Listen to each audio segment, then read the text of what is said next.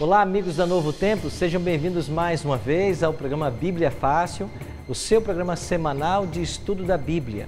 Estamos reunidos aqui numa ilha em Angra dos Reis para a gravação da segunda temporada do Bíblia Fácil. E aqui, desta ilha, estamos estudando o livro do profeta Daniel. E eu quero convidar você a vir participar desse grupo tão especial de estudo, porque ao longo destas semanas estamos aprendendo mais sobre o livro de Daniel. Já percorremos 5 capítulos e hoje chegamos ao 6º capítulo e vamos aprender sobre uma das histórias mais conhecidas pelas crianças. Vamos aprender sobre a história de Daniel na cova dos leões. Hoje nós vamos entrar com Daniel na cova dos leões. Vamos compreender essa história, o porquê dele ter parado lá e qual é a lição que nós podemos tirar dessa experiência.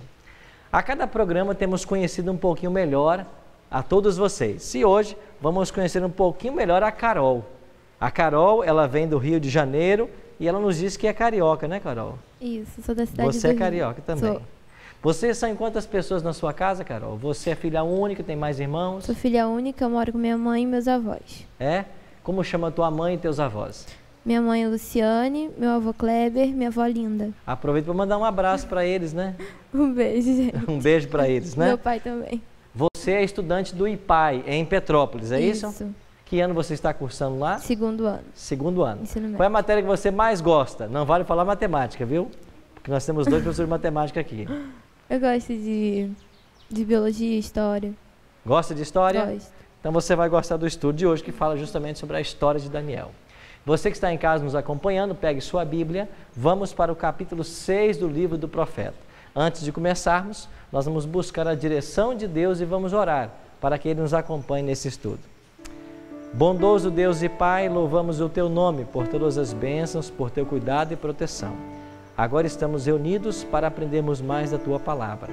Dai-nos, Senhor Deus, a iluminação do Teu Espírito, para que compreendamos a Tua vontade para a nossa vida. Em nome de Cristo nós choramos. Amém. Pois bem, chegamos ao capítulo 6 de Daniel.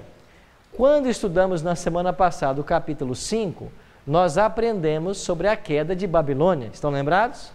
Quando Ciro, líder do Império Medo-Persa, derrotou a Babilônia. Agora, quando começamos o capítulo 6, Babilônia já saiu de cena. Quem está no poder agora é a Medo-Pérsia. Então nós temos um novo governo a partir do capítulo 6. E olha o que diz o capítulo 6, versos 1 e 2 de Daniel. Você que está em casa, tome sua Bíblia, participe conosco também desse estudo. Vamos para Daniel, capítulo 6. Hoje vamos estudar o último capítulo histórico de Daniel. E a partir da semana que vem, nós vamos começar a estudar as profecias desse livro. Em Daniel 6, 1 e 2, nós lemos: pareceu bem a Dario constituir sobre os reinos a 120 sátrapas, que estivessem por todo o reino, e sobre eles 3 presidentes, dos quais Daniel era um, aos quais esses sátrapas dessem conta, para que o rei não sofresse dano. A primeira coisa interessante que eu acho nesse texto é que nos tempos bíblicos eles tinham um costume quando um império dominava o outro. Qual era esse costume? Eles pegavam alguém deste povo e substituía os reis, os príncipes. Um novo governo entrava. E eles não deixavam os antigos líderes no poder. Mas você vai perceber que Daniel, que tinha uma posição de liderança em Babilônia, ele continua com posição de liderança na Medo-Pérsia. Por que é que os Medo-Persas deixaram Daniel ainda no poder? Porque perceberam que ele era uma pessoa diferenciada. Por causa do testemunho desse homem, eles deixaram ele como um dos presidentes da Medo-Pérsia. Ele e mais 2. Então, Daniel continuou ainda como um representante do governo. Por que que Daniel foi deixado nesta posição? Porque ele era um homem dirigido pelo Espírito Santo. E o verso 3 vai dizer assim: então o mesmo Daniel se distinguiu destes presidentes e sátrapas, porque havia nele um espírito excelente, e o rei pensava em estabelecê-lo sobre todo o reino. Então o rei da Medopérsia, que neste caso agora foi Dario, o primeiro que se assentou no trono, antes de Ciro, porque Ciro é quem de fato derrota a Babilônia, mas quem se assenta no trono não é Ciro, é Dario, um parente de Ciro. E como Dario já estava com 62 anos, quando cai Babilônia, ele permite que primeiro Dario se sente no trono, depois é que Ciro vai governar. Então Dario, ele achou que Daniel poderia ajudá-lo na administração dos negócios.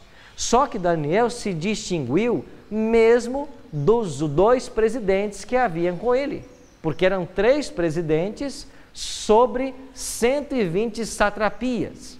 Eram tipos de prefeituras como nós conhecemos hoje. E Daniel se distinguiu, porque havia nele um espírito excelente. Sim, minha amiga? Pastor, a gente vê ao longo da história que quando um reino governava sobre o outro, eles tentavam impor a cultura, a religião e a língua. Eram as 3 coisas fundamentais. Os medos-persas tentaram fazer isso com o povo de Babilônia também? Eles tentaram fazer com alguns aspectos. Por exemplo, da cultura, eles absorveram algum tipo de cultura babilônica e eles implantaram outra. Mas por serem também povos politeístas, eles não tiveram muitas dificuldades com a cultura politeísta de Babilônia. Agora, uma novidade que vai aparecer no Império Medo-Persa, diferente da Babilônia, tem a ver com as leis civis. Os Medo-Persas eram conhecidos na história como aqueles que davam decretos e não podiam voltar atrás. Então, uma vez que um decreto Medo-Persa fosse assinado, uma lei fosse assinada, ela não poderia ser revogada. Então, parece-nos que nesse aspecto da administração dos Medo-Persas, eles eram mais rígidos do que os babilônicos. E o que aconteceu? Quando Daniel começou a se destacar, esses presidentes e esses outros sátrapas, movidos de inveja, começaram a querer puxar o tapete de Daniel. E eles começaram a criar estratégias para tirar Daniel do poder. Olha que o texto vai nos ensinar. Então os presidentes, verso 4, acompanhe comigo aí no verso 4, Daniel 6, 4.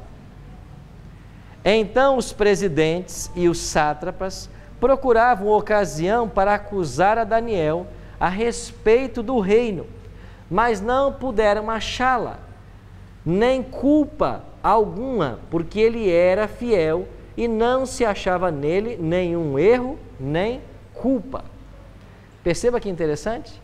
Eles começaram a querer puxar o tapete dele, mas não se achava em Daniel culpa alguma. Você já pensou que exemplo de liderança para os dias atuais? Já pensou você poder dizer de um prefeito, de um governador, de um deputado, olha, nós examinamos a vida desse homem, fizemos uma CPI e não encontramos nada de injusto, nada de falcatrua, nada de engano. Assim era Daniel. Então, depois de fazer uma investigação na vida do estadista Daniel, eles nada encontraram. Então, eles partiram para um outro plano. Olha o que diz o versículo 5. Disseram, pois, esses homens: nunca acharemos ocasião alguma para acusar a este Daniel, se não a procurarmos contra ele na lei do seu Deus. O que eles fizeram então? Já que nos negócios ele é uma pessoa sem falhas, vamos tentar levá-lo a cometer algum erro contra a lei do seu Deus. E eles então começaram a elaborar uma estratégia. Como vamos tirar Daniel do poder?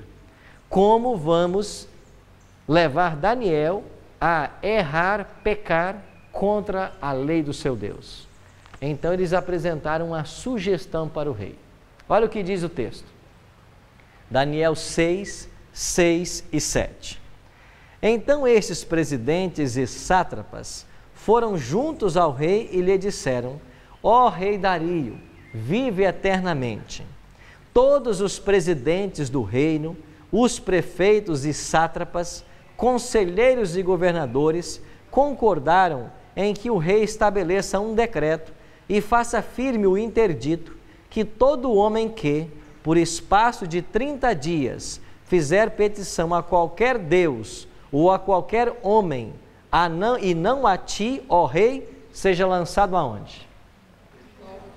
Na cova dos leões. Olha que estratégia. Eles chegaram para o rei Dario e disseram assim: rei, assina um decreto para que ninguém no teu reino busque a outro homem ou a outro Deus, senão o Senhor, durante 30 dias. O que eles estavam querendo com esse decreto?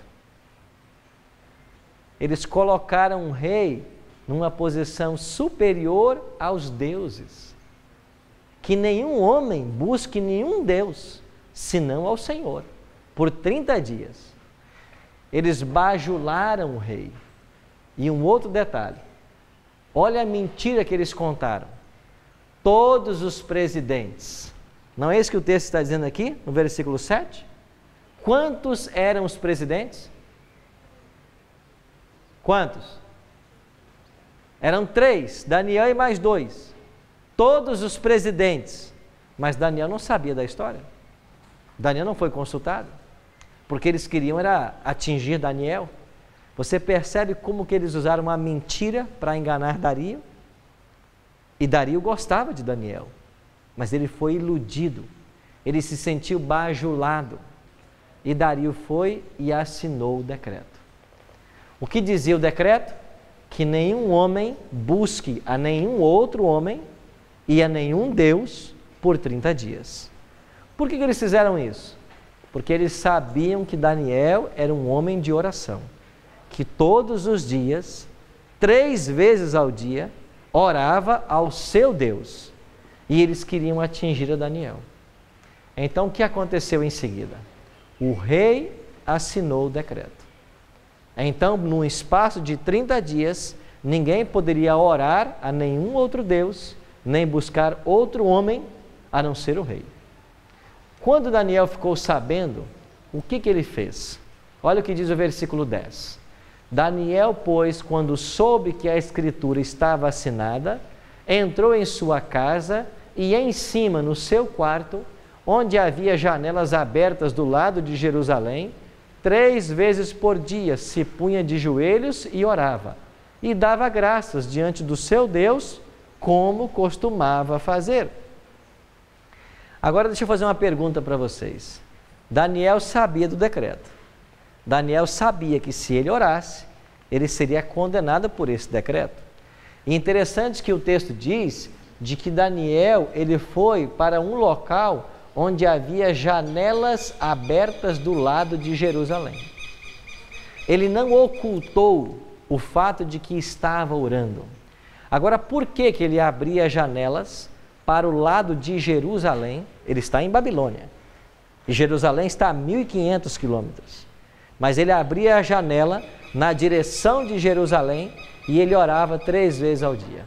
Por que ele orava na direção de Jerusalém?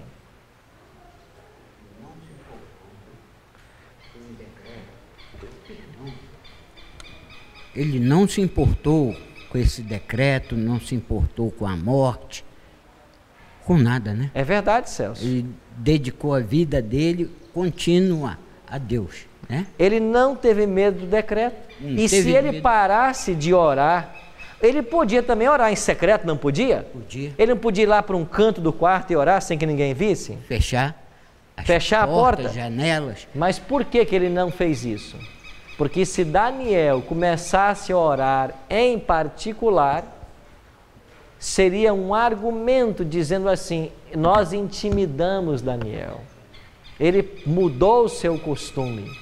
Ele não ora mais com o rosto voltado para Jerusalém. E por que ele orava com o rosto para Jerusalém? Porque como judeu, eles tinham a religião centrada no templo que estava em Jerusalém. Ainda que o templo estivesse em ruínas por 70 anos e não houvesse sacrifício, qualquer judeu, na hora do sacrifício do animal lá no santuário, que era às 9 da manhã e depois 3 da tarde, o judeu orava com o rosto voltado para Jerusalém, para que aquele animal que estava morrendo lá no santuário pudesse pagar também o seu pecado. Você entende por que o judeu orava com o rosto voltado para Jerusalém? É porque em Jerusalém estava o templo, onde os animais eram sacrificados.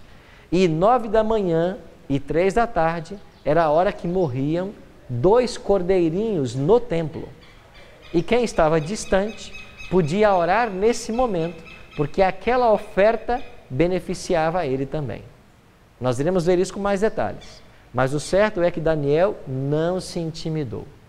O fato de orar escondido seria um retrocesso na sua vida religiosa. E ele não fez isso.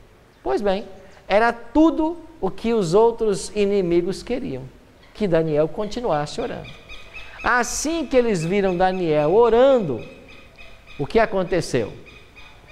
Versículo 13. Daniel 6:13. Então responderam e disseram ao rei: esse Daniel, que é dos exilados de Judá, não faz caso de ti, ó rei, nem do interdito que assinaste. Antes, 3 vezes por dia, faz o quê? A sua oração. Esse Daniel, aquele que é lá dos exilados, está vendo aqui a linguagem de menosprezo?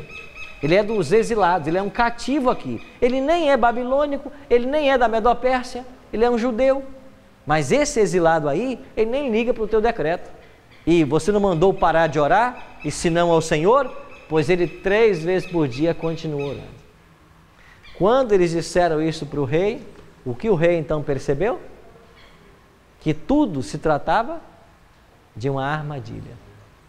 Era isso que eles queriam, pegar Daniel e condenar Daniel, e a sentença já estava no decreto, era a cova dos leões.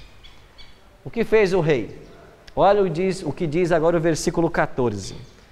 Daniel 6,14. Tendo o rei ouvido estas coisas, ficou muito o quê? Penalizado. E determinou consigo mesmo livrar a Daniel. E até o pôr do sol se empenhou por salvá-lo. O rei Dario gostava tanto de Daniel que ele tentou até o final do dia tentar livrar a Daniel. Só que havia uma coisa: as leis dos medos e dos persas não podem ser revogadas. Era um hábito entre eles. O rei não podia voltar atrás. E olha o que aconteceu. Daniel teve que ser lançado à cova. Quando o rei tentou ajudar Daniel, os príncipes vieram e disseram: não, rei, você não pode voltar atrás, porque uma lei dos medos e persas, uma vez assinado, não volta atrás. Você tem que cumprir agora o que você escreveu. E mesmo o rei sabendo que aquilo tudo era uma armadilha, ele não podia voltar atrás. Então, o que diz a Bíblia que o rei fez? Então o rei ordenou que trouxessem a Daniel e o lançassem na cova dos leões. Disse o rei a Daniel: o teu Deus, a quem tu continuamente serves, que ele te livre. Então aqui ele demonstrou uma última esperança. Você é um homem fiel a Deus, não é, Daniel? Então que esse Deus teu te livre. E o que o rei fez? O rei se retirou para o seu palácio. Olha a continuidade da história, aqui no versículo 17 em diante. Foi trazida uma pedra e posta sobre a boca da cova. Selou ao rei com o seu próprio anel e com o dos seus grandes, para que nada se mudasse a respeito de Daniel. Por que é que o rei fez questão de trazer uma pedra, selar a boca e colocar o seu anel? Porque o rei pensou assim: se por acaso Deus o livrar dos leões, eles poderão fazer alguma coisa com Daniel. Então, para que ninguém faça, eu vou colocar uma pedra e vou selar com o meu selo. Ninguém pode mexer na pedra, certo? O decreto dizia que ele tinha que ser lançado. Ele foi lançado e a pedra foi colocada. Ou seja, o decreto foi cumprido. Então a sentença era ser lançado à cova dos leões. Agora o que fez o rei? Então o rei se retirou para o seu palácio, passou a noite em jejum e não deixou trazer à sua presença instrumentos de música, e fugiu dele o sono. Não é bonita essa história? Perceba a tristeza do rei pela armadilha que fizeram para Daniel. E Daniel, a quem ele tinha muita estima, agora quem sabe estaria morto. E ele foi simplório na sua decisão, porque ele não percebeu a armadilha que os outros presidentes e sátrapas estavam fazendo para ele. Ele não conseguiu dormir a noite inteira. E o que finalmente aconteceu? Logo cedo pela manhã, olha o que diz o verso 19 e 20. Daniel 6, 19 e 20. Pela manhã, ao romper do dia, levantou-se o rei e foi com pressa à cova dos leões. Chegando-se ele à cova, chamou por Daniel com voz triste. Disse o rei a Daniel: Daniel, servo do Deus vivo, dar-se-ia caso de que o teu Deus, a quem tu continuamente serves, tenha podido livrar-te dos leões? E o verso 21 aparece a resposta de Daniel. Verso 21. Então Daniel falou ao rei: ó rei, vive eternamente. O meu Deus enviou o quê? O seu anjo, e fechou a boca aos leões, para que não me fizessem dano, porque foi achada em mim inocência diante dele. Também contra ti, ó rei, não cometi o quê? Delito algum. Imagine a alegria de Dario quando ele ouviu a voz de Daniel. Olha, o amigo dele estava vivo. Daniel, o teu Deus, a quem tu continuamente serves, ele pôde fazer alguma coisa por você? E ele responde assim: olha, rei, viva eternamente você. Eu não cometi nada contra o meu Deus, e nem contra você. Eu não fiz nada também. Foi uma armadilha que me fizeram. Mas Deus foi fiel comigo. E ele enviou um leão, ele enviou um anjo que fechou a boca aos leões, para que eles não me fizessem dano. Que coisa extraordinária! Agora, o que aconteceu com aqueles homens que fizeram essa armadilha para Daniel? Nós iremos para o intervalo. Quando voltarmos, nós vamos ver qual foi a atitude do rei para com aqueles homens que levaram Daniel à cova. Já voltamos.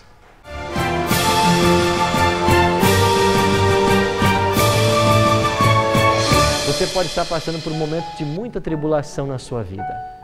Você pode estar sofrendo perseguições. Você pode estar sendo mal compreendido por causa da fé que você abraçou. A tua família pode estar criticando você.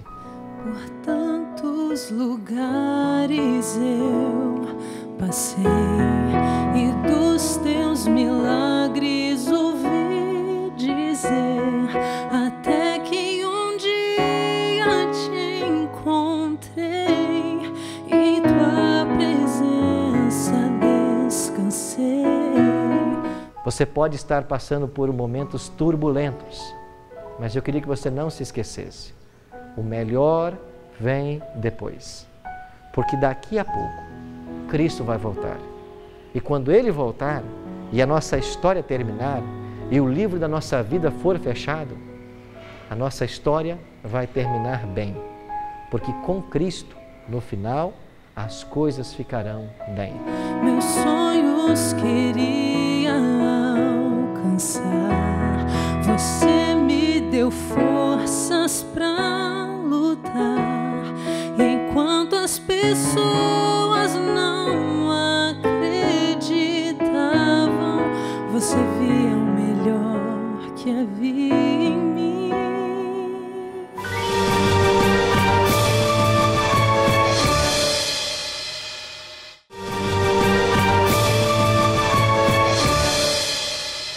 Olá amigos, estamos de volta com Bíblia Fácil, hoje estudando o capítulo 6 do livro do profeta Daniel, o último capítulo da parte histórica. A partir de semana que vem, vamos entrar no capítulo 7 e daremos início às profecias de Daniel. Você que está em casa nos acompanhando, pode solicitar um guia de estudo Bíblia Fácil. Essa revista é inteiramente grátis, ela contém 16 temas que estamos abordando aqui no programa Bíblia Fácil e você tem alguns canais para solicitá-la. Você pode ligar para Novo Tempo, o nosso telefone é 0 operadora 12 21 27 3121, fale com nossos atendentes, dê ali o seu endereço postal e a revista vai ser enviada para a sua casa. Isso tem que ser feito em horário comercial. Ou se você tiver acesso à internet, acesse a página do programa novotempo.com/Bíblia Fácil. Lá você vai ver a arte da revista, clica nela, preenche um formulário e vamos enviar a revista para a sua casa. Lembrando sempre que é inteiramente grátis. Você pode aproveitar e curtir a nossa página no Facebook. O nosso endereço no Facebook é facebook.com/Bíblia Fácil NT. Entra lá, curte, assista aos vídeos, compartilhe com as pessoas e vamos juntos nesse grande aprendizado do livro do profeta Daniel. Nós terminamos o primeiro bloco falando justamente da armadilha que os amigos de Daniel haviam preparado para ele. Eles disseram para o rei Dario: todos os presidentes concordam com esse edito. Mas nós vimos que não era verdade, que nem todo presidente concordava. Daniel nem sabia da questão. E essa armadilha levou Daniel a ser lançado na cova dos leões. Mas Deus honrou a fidelidade desse homem, que já estava idoso nessa ocasião, com perto de 90 anos. E Deus enviou um anjo que fechou a boca dos leões e nenhum mal aconteceu a ele. Pastor, a Bíblia relata o que sentiam os sátrapas e os presidentes contra Daniel? Bom, a gente pelo contexto percebe de que Daniel, por ter o Espírito de Deus, por ser um homem íntegro, honesto, nada descobriram contra ele nos negócios que ele administrava, eles perceberam de que a vida justa desse homem era uma acusação ao estilo de vida que eles levavam. Certamente eram pessoas que faziam abuso do poder que eles tinham, e essas pessoas começaram a ter inveja de Daniel, porque o rei demonstrou afeição por Daniel. E aqui diz o versículo 3, de que o rei pensava, não foi isso que está dizendo aqui? O rei pensava em estabelecer Daniel sobre todo o reino, ou seja, colocá-lo acima dos outros dois presidentes. Então foi um espírito de inveja que levou eles a tomar essa decisão. Aí nós paramos na história aí. Agora eu perguntei para vocês, o que aconteceu com estes presidentes após Daniel ter sido libertado? Olha para o verso 24. Daniel, capítulo 6, verso 24. Ordenou o rei e foram trazidos aqueles homens que tinham acusado a Daniel e foram lançados na cova dos leões, eles, seus filhos, suas mulheres, e ainda não tinham chegado ao fundo da cova e já os leões se apoderaram deles e lhes esmigalharam todos os ossos. Que fim trágico! O rei Dario disse assim: Daniel não foi salvo, vocês o acusaram e Deus o salvou. Eu quero saber agora se o Deus de vocês pode salvar vocês como o Deus deles salva. E eles foram lançados na mesma cova. E o texto diz que eles não haviam chegado ao fundo da cova ainda, quando os leões avançaram neles e mataram a eles. O texto não diz apenas a eles, o texto diz mais quem? Seus filhos e suas mulheres. Sabe o que o rei queria com isso? Eu não quero uma semente desse tipo de gente aqui comigo, no meu palácio. Se esse homem não presta, certamente a família dele já foi contaminada. E eu não quero esse tipo de gente me prejudicando aqui. Porque eles, movidos por inveja, quase me levaram a matar um homem que é muito importante para o nosso reino. Que lição extraordinária! Sabe, você que me assiste em casa, talvez em algum momento, você já se sentiu passado para trás. Já percebeu nos negócios de que alguém foi esperto e quis assumir a tua posição, quis puxar o teu tapete, tirar você de cena. Eu quero confortar você e dizer que essa história, ela nos ensina de que tudo que os homens fazem debaixo do céu está registrado. Qualquer palavra, qualquer pensamento e qualquer ato fica registrado nos registros celestiais para que no dia do juízo tudo venha à tona. E Cristo disse que quando Ele voltar a essa terra, Ele trará o galardão, a recompensa, e ela será dada para todos os homens em resposta às coisas que fizemos por meio do corpo. Então, a depender das minhas obras, elas estão indicando se eu estou caminhando para o céu ou caminhando para a perdição. Então, se você se sente injustiçado, apegue-se à palavra de Deus, conforte-se em histórias como essa, e Deus um dia vai honrar você. Se você for fiel a Cristo, na hora certa, Ele vai te honrar. Quanto àqueles que atacam o próximo, desejam o mal do próximo, a recompensa deles será a mesma desses presidentes e sátrapas aqui. Será a destruição por desejarem o mal do próximo. Agora, a história tem detalhes interessantes. Terminado esse episódio, o próprio rei baixou um outro decreto. Olha o que diz o verso 26. Faço um decreto pelo qual, em todo o domínio do meu reino, os homens tremam e temam perante o Deus de Daniel, porque Ele é o Deus vivo e que permanece para sempre. O seu reino não será destruído, o seu domínio não terá fim.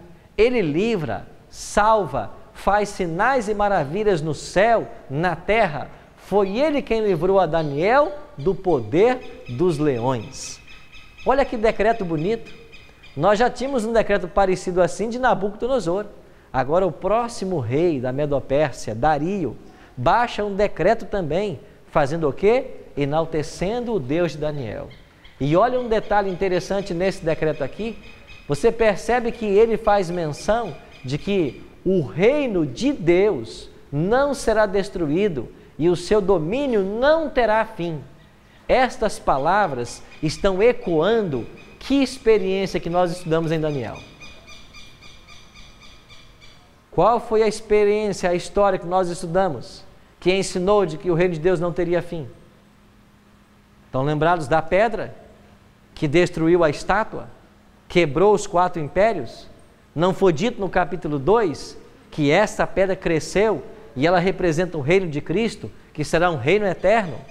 Então Dario está ecoando aqui a mesma história de Nabucodonosor e do sonho dele, quando os 4 impérios passariam, mas Cristo viria estabelecer um reino eterno, um reino que não terá fim. Parece-nos que Dario, já influenciado por Daniel, já tinha conhecimento desses fatos e sabia que a Medopérsia, que ele dominava, que ele era o líder, não ficaria para sempre, porque Babilônia havia passado, e ele também sabia que chegaria a hora da Medopérsia também passar, porque finalmente chegaria o 5º reino, que é o reino eterno de Cristo.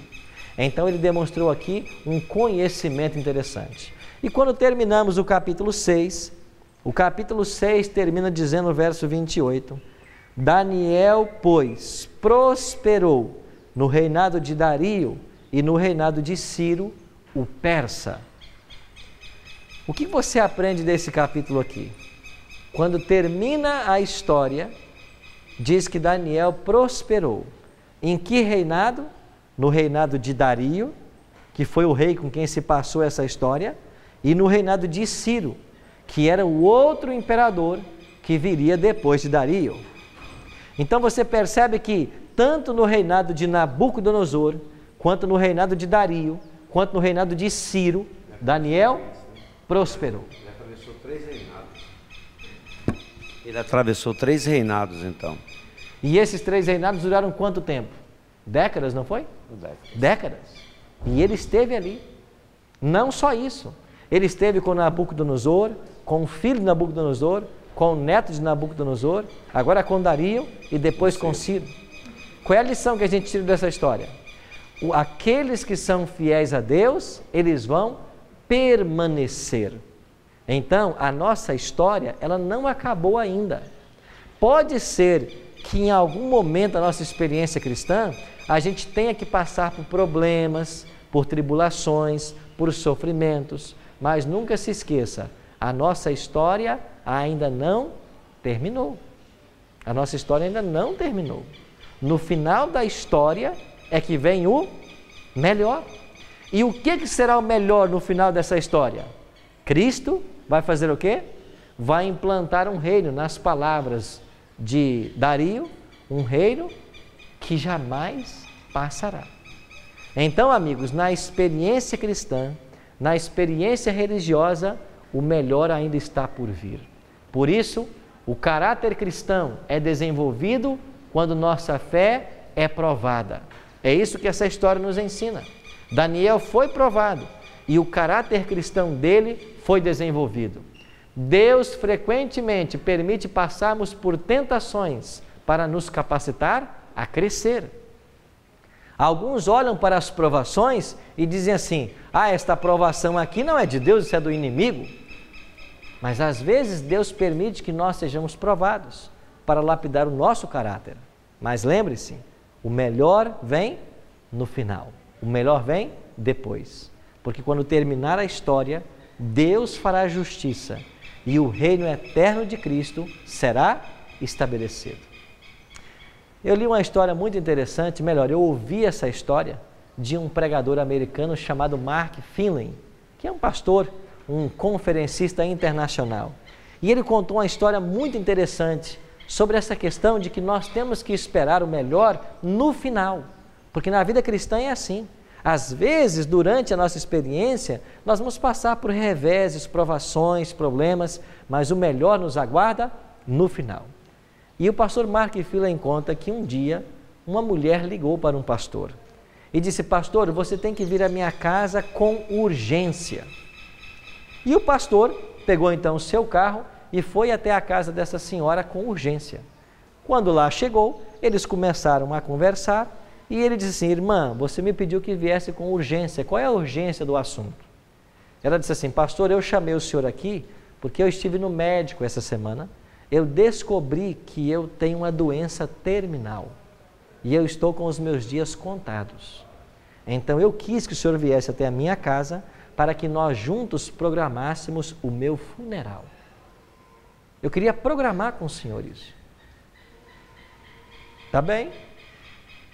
O pastor tentou confortá-la, ela pegou um papel, uma caneta e disse: pastor, escreva aí o que eu quero que aconteça no dia do meu funeral.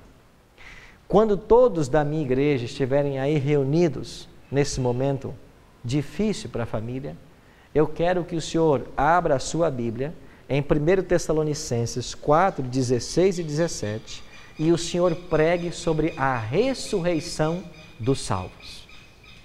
Porque eu quero estar nessa ressurreição. Anota aí, pastor. E o pastor foi e anotou.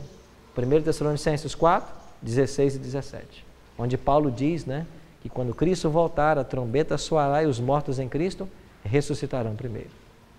Pastor, depois que o senhor pregar sobre esse texto e o tema da ressurreição, eu quero que vocês cantem o hino Jamais se diz adeus ali. Esse é um hino muito conhecido no meio cristão, que diz que quando Cristo voltar, as pessoas nunca mais vão se separar. Então, jamais se diz adeus ali. Eu quero que vocês cantem esse hino no meu funeral. E um último pedido. Ela pegou o pastor, o levou até o seu quarto, abriu o guarda-roupa e ele mostrou um vestido azul que havia ali. O senhor conhece esse vestido, pastor? Esse vestido é o nosso uniforme de diaconisas na igreja.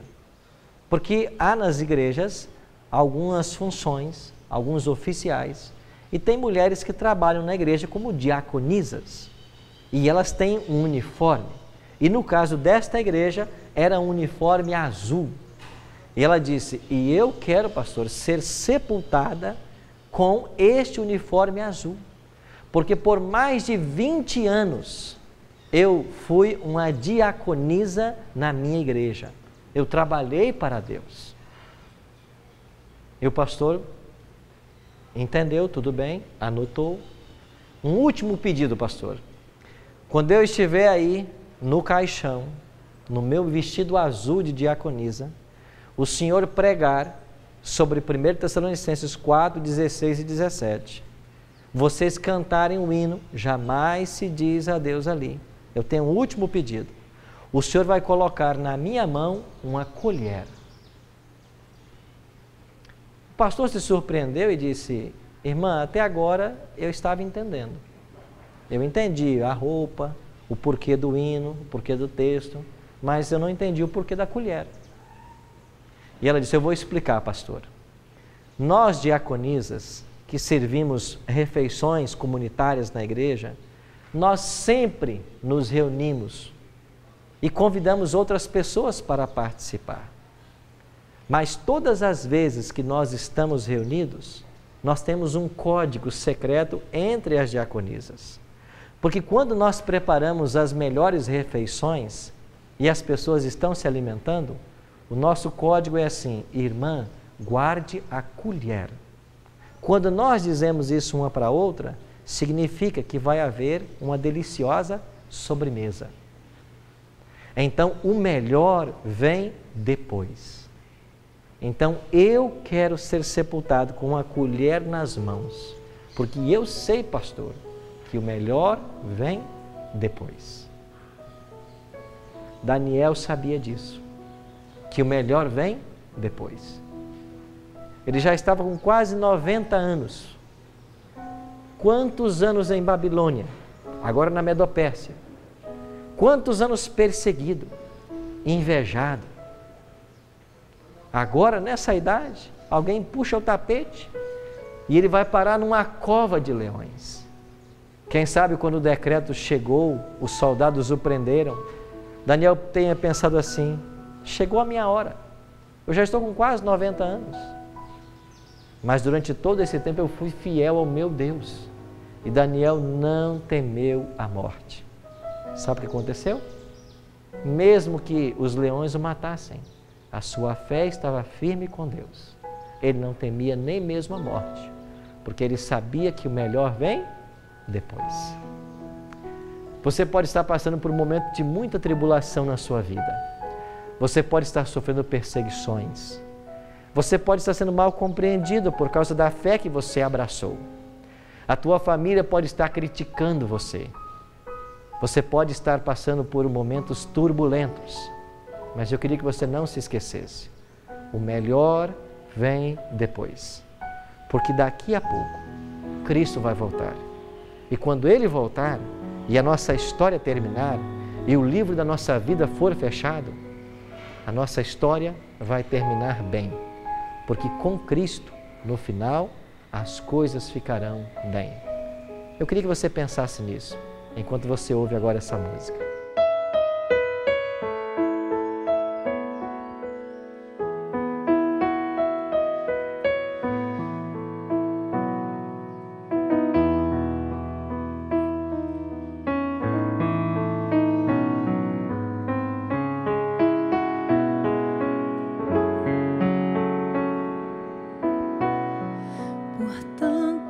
Lugares eu passei e dos teus milagres ouvi dizer, até que um dia te encontrei e em tua presença descansei. Meus sonhos queria alcançar, você me deu forças pra lutar, enquanto as pessoas não acreditavam, você via o melhor que havia em mim. Entrego a ti a minha vida, Senhor. Entrego a ti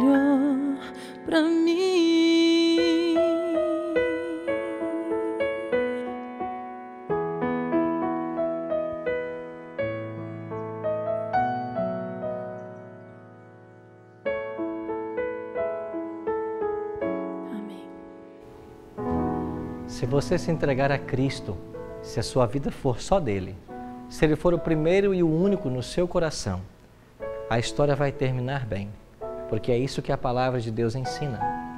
Jesus declarou para os seus discípulos: no mundo tereis aflições, mas tende bom ânimo, eu venci o mundo. E mais que isso, Jesus nos prometeu que mesmo em meio às dificuldades, Ele estaria conosco, porque Ele é Emanuel, Deus conosco. O choro pode durar uma noite, diz o salmista, mas a alegria vem pela manhã bem cedo. Você pode estar vivendo hoje os dias da cova, mas está chegando o momento de você sair dela.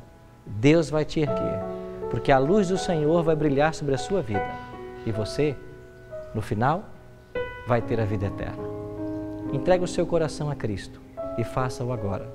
Ore comigo. Pai Santo, obrigado por essa linda história de Daniel capítulo 6, cheia de significados. Obrigado por sabermos que mesmo vivendo num mundo onde reina a injustiça, onde existem tantas injustiças, pessoas mal intencionadas, que às vezes nos prejudicam, mas obrigado, Pai, porque acima de qualquer ação humana, acima da esfera humana, há um Deus cuidando do nosso destino. E no final, as coisas ficarão bem, porque o quinto reino, o reino eterno de Cristo, há de ser estabelecido e nós queremos ser cidadãos em Teu reino.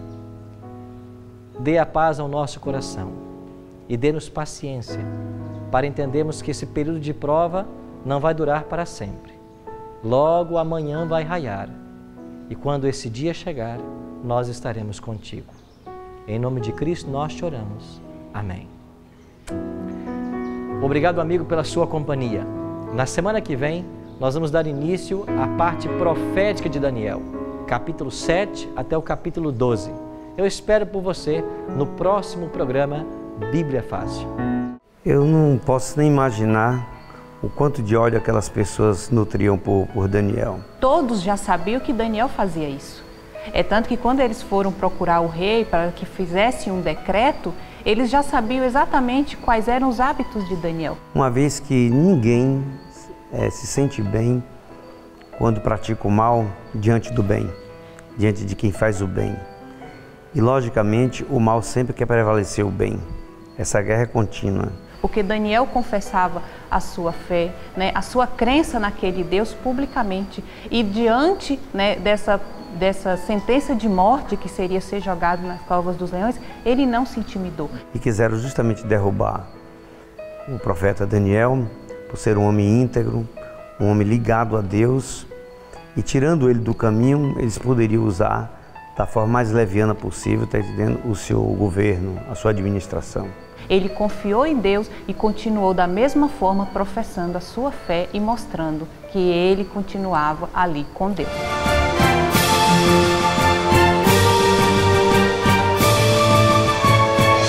por hoje, nós devemos entender de que a profecia é uma verdade, uma revelação que se amplia. E quando eu conheço a profecia, eu entendo o momento da história em que estamos vivendo. E se eu entender o momento em que estamos vivendo, eu estarei cônscio de que Cristo está às portas. Deus quer te abençoar, tirar a sua dor, te oferecer a paz, fazer você feliz. Por isso, a atitude mais sábia é colocar a nossa vida nas mãos de Deus e permitir que Ele nos conduza em todos os detalhes. Deus quer te abraçar, trazer libertação, confiar e vai agir, seguro em suas mãos. Eu queria convidar você a pedir que o Espírito Santo de Deus continue iluminando sua mente à medida que nós desvendamos os mistérios do profeta Daniel.